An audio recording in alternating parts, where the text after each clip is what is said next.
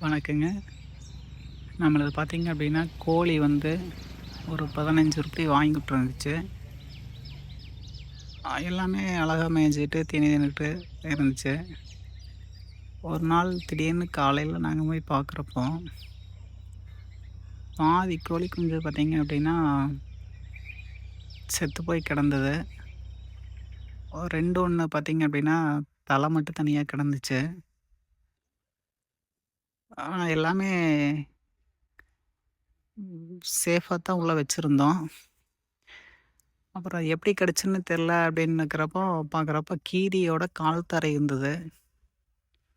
ஏன்னா நைட்டு வந்து 8 மணிக்கு கீரி வந்து கடிக்குமா அப்படின்னு ஒரு சந்தேகமும் இருந்தது.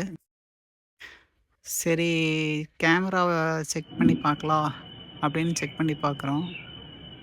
அப்பதான் பாருங்க, அந்த ரவுண்டுக்குள்ள பாருங்க கீரி வர்றது தெரியும். கீரி நைட்டு கூட வந்து கோழிகள பிடிச்சு கொல்லும் அப்படிங்கிறது அப்புறம் தான் எங்களுக்கே தெரிய வந்துச்சு. இப்ப பார்த்தீங்கன்னா, உள்ள போய் கடிக்கிறப்போ கோழிலாம் கத்துது. அந்த சத்தம் கொஞ்சம் கேட்கும்.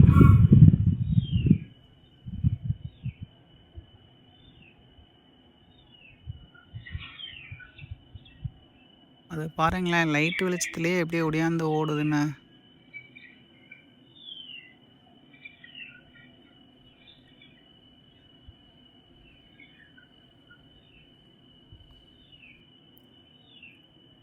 உள்ள கோழியோட சத்தம் கேட்கும். அப்போ வந்து உள்ளார போயிருச்சு. எல்லாத்தையும் கடிச்சு கொன்றுச்சு. மீண்டும் அடுத்த பதிவில் சந்திப்போம். வணக்கம்.